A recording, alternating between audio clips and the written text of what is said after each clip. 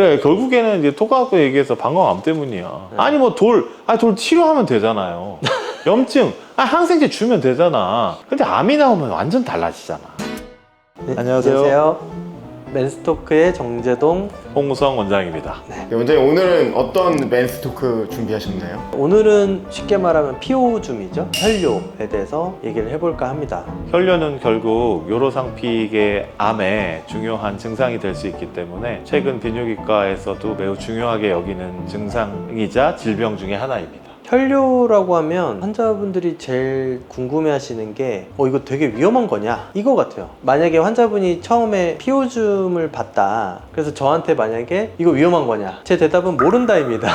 혈뇨라는 거는 하나의 증상이고 어떤 하나의 질병이 아니라는 거죠. 그 증상에 따르는 질병이 굉장히 많아요. 그래서 저도 검사를 해봐야겠다 이렇게 말씀을 드립니다. 근데 중요한 거는 어느 날 갑자기 내가 소변에서 피오줌을 봤다, 혈뇨를 봤다고 하면은 병원에 오셔야 되는 건 맞습니다. 그냥 넘기시면 안 돼요. 가끔 코 파다가 코피 나듯이, 코피 나면 우리가 휴지로 맞고 그냥 끝나잖아요. 혈뇨는 그렇게 넘겨서는 안 됩니다. 피오줌을 한 번이라도 봤으면 병원에 반드시 오셔야 되는 건 맞아요. 네, 맞습니다. 그것이 일시적으로 발생한 염증에 의한 혈뇨인 건지, 감염 상태에 의한 것인지, 아니면 이제 막 자라고 있는 악성 신생물에 의한 것인지, 그 부분을 구분하는 것이 저희 비뇨기과의 역할인 것 같습니다. 따라서 생각보다는 광범위하게 검사를 하게 되는 경우가 많이 있죠. 간단히 설명드리자면 콩팥으로부터 시작되어 있는 소변이 요관을 통해서 방광으로 들어가고, 방광에서 저장되어진 소변이 요도를 통해서 배출이 되는데, 그 길 모두가 다 요로상피 세포라는 동일한 세포로 이루어져 있습니다. 따라서 어디선가 피가 나기 시작했다면 그것이 가능한 거리는 결국 콩팥에서부터 요도 끝까지가 되는 것이에요. 그러면 어느 부위에서 어떤 식으로 어떠한 이유를 바탕으로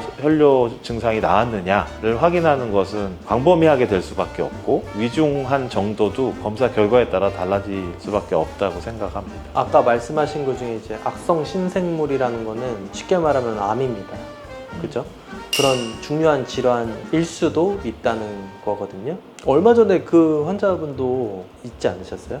증상이 없이 피가 나신 분인데, 그분은 이제 소변에 피 색깔도 없으셨던 것 같던데. 건강검진에서 현미경적 혈뇨를 발견하신 71세 남자 환자분이었습니다. 환자분은 심지어는 만성질환으로 관리하고 있는 질환조차 전혀 없는 굉장히 건강한 환자분이었습니다. 환자분의 경우에는 대수롭게 생각하지 않으셨고 마음에 짐 없이 편안하게 오셨었던 것 같아요. 근데 진행한 방광경 검사에서 바로 방광암으로 의심이 되는 소견이 그 자리에서 확인이 되어서 상급병원으로 의뢰가 된 사례가 있습니다. 그와 같이 본인은 건강하고 배경으로 있는 질환이 전혀 없는 상황에서도 아픈 통증이 동반되지 않는 무증상 혈뇨, 그것이 초래할 수 있는 결과는 상당히 무거운 것이 될 수 있기 때문에 증상의 여부나 통증의 여부에 집중하실 필요가 없이, 나이가 60세 이상에서 흡연력에 과거력이 있고 눈으로 보는 유관적 혈뇨의 증상이 있는 상황이라면 당연히 비뇨기과를 즉시 방문하셔서 검사를 받으시는 것이 필요합니다. 그러니까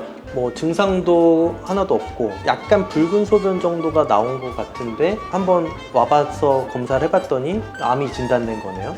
네, 맞습니다. 그런 케이스였던 것 같습니다. 그래, 결국에는 이제 토가갖고 얘기해서 방광암 때문이야. 혈뇨면은 60세 넘었어, 담배 폈어? 아유, 무조건. 아니면 다행이고 빨리 무조건. 이런 느낌이거든요. 나는 그렇게 생각해. 모든 가이드라인이 방광암이나 요로상피계 암의 발견에 혈안이 돼 있어요. 이게 제일 중요해요.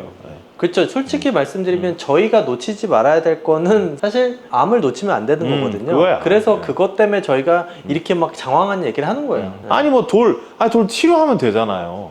염증, 항생제 주면 되잖아. 우연히 특발성으로 나왔어. 그냥 지켜보면서 체크업하면 되지. 별다른 원인이 없어. 발견이 안 됐네. 환자분 입장은 답답하겠지만 또 한 번 검사해보고 또 한 번 검사해보고 그냥 그러면 돼요. 근데 암이 나오면 완전 달라지잖아. 방광을 떼야 될 수도 있고 인공 방광을 만들 수도 있고 여러 가지 치료가 단계에 따라서 진행될 수가 있는데, 그게 환자의 그 삶의 질에 미치는 영향이 너무 거대하기 때문에 아무리 초기의 암이라 그래도 항암제 치료 6번은 하잖아요. 그렇죠? 6회가 기본이에요. 6번을 또 항암 치료를 받는 게 사실은 그 항암제가 아주 과도하고 어려운 건 아니지만 받다 보면 항암제라는 건 결국 효과가 축적이 되거든. 그래서 5회, 6회까지 넘어가면 환자 진짜 힘들어져요. 그런 과정들을 거치는 것을 그냥 지켜봐야 되는 거냐, 거니까 내가 괜찮은지 아닌지는 재빨리 확인하여서 정리하는 거는 진짜 중요해요. 그리고 방광암의 인시던스 발생 빈도나 사망률도 대한민국 국민에서 굉장히 늘고 있는데, 그쵸?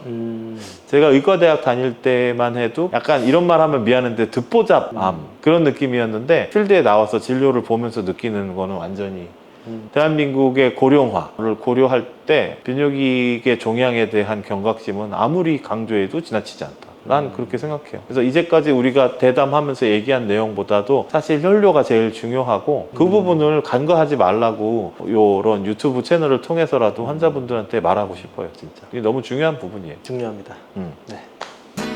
오늘은 혈뇨에 대해서 서로 대화하는 시간을 가졌는데요. 다음번에는 또 다른 주제로 찾아뵙도록 하겠습니다. 지금까지 멘트토크였습니다. 감사합니다. 감사합니다.